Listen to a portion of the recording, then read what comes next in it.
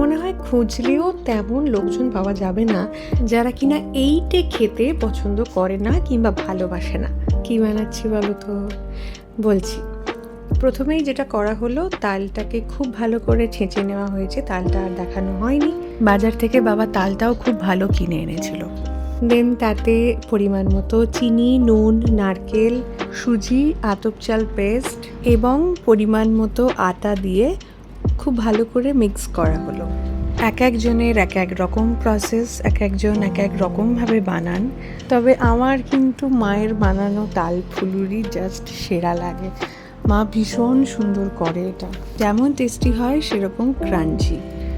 আর আমি ছোটোবেলা থেকেই তাল ফুলুরি খেতে খুব ভালোবাসি। একটা ছোট্ট মজার গল্প শেয়ার করি। আমি তাল ফুলুরি বলতে পারতাম না ছোটোবেলায়। আমি বলতাম যে টপ টপ করে যেটা খেয়ে নেওয়া যায় সেইটা মানে আমি এটাকে অ্যাড্রেস করতাম এভাবে যে টপ টপ করে যেটা খাওয়া যায়। তো এখনও সেই অভ্যেসটা আছে। সারাদিনে ঘুরতে ফিরতে টপ টপ করে যে কতগুলো তাল ফুলুরি খাওয়া হয়ে যায় তার কিন্তু কোনো হিসেব থাকে না। যাই হোক, এই যে খুব ভালোভাবে মিক্স করার পরে গ্যাসে বসে গেছে কড়া এবং তেল টকবক করে ফুটছে আর তাতে পড়ছে তাল ফুলুরির ব্যাটার।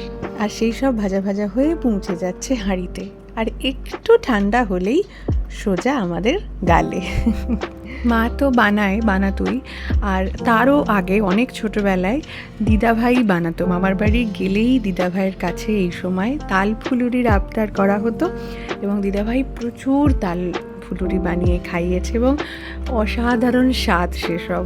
এই যে আমি রান্নাঘরে ঘুরঘুর করছিলাম মোটামুটি যে কখন আমি খাবো। অসাধারণ খেতে হয়েছে, লিটারেলি মা জাস্ট ফাটাফাটি বানায় তাল ফুলুরিটা। আমি তো ভালোবাসি খেতে, সাথে অনিও ভালোবাসে।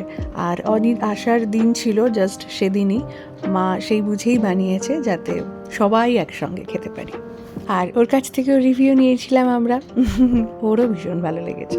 আমাদের মতো তোমরাও কারা কারা তাল ফুলুরি লাভার অবশ্যই লিখে জানিও।